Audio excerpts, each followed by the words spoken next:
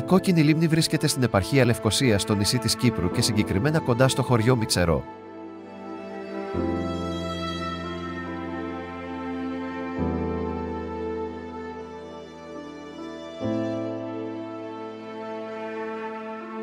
Είναι πρώην μεταλλείο χαλκού, το οποίο εκμεταλλευόταν η ελληνική εταιρεία χημικών.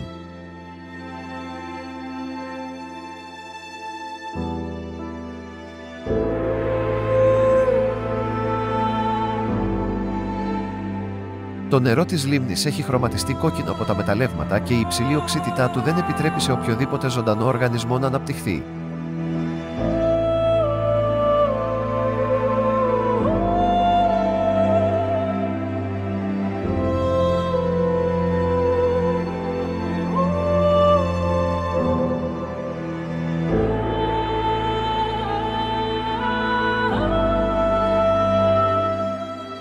Αξιοσημείωτο είναι το γεγονός ότι μετά από βροχή, δημιουργούνται ριάκια στα τυχώματα της λίμνης αλλάζοντας το κόκκινο χρώμα του νερού, δημιουργώντας κίτρινες και πορτοκαλί αποχρώσεις.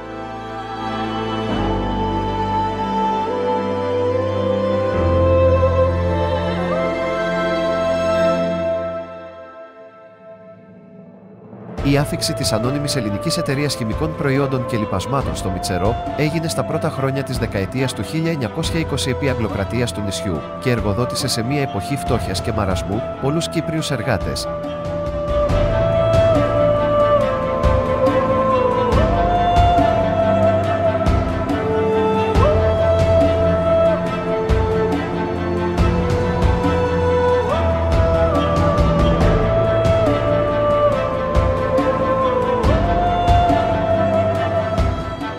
Την Κυριακή 14 Απριλίου 2019 και μετά από έντονες βροχοπτώσεις, που είχε ως αποτέλεσμα την άνοδο της στάθμης της λίμνης πέραν του κανονικού, Γερμανός τουρίστας ανακάλυψε ένα πτώμα στην όχθη της λίμνης.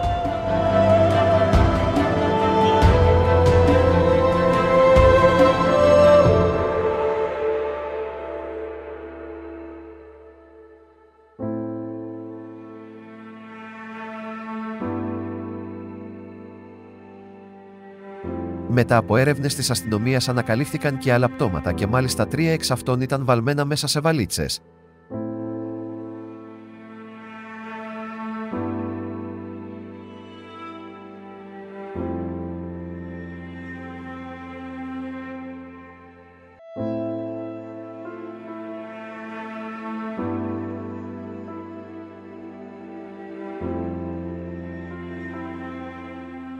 Μετά από έρευνες η αστυνομία συνέλαβε τον Κύπριο Νίκο Μεταξά ως τον βασικό ύποπτο για τις δολοφονίες.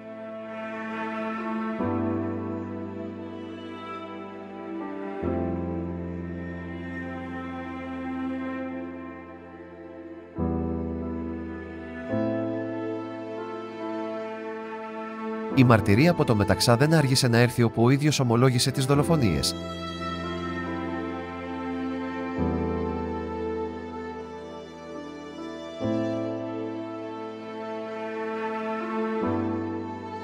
Ο Νίκος Μεταξάς ήταν Κύπριος πρώην στρατιωτικός.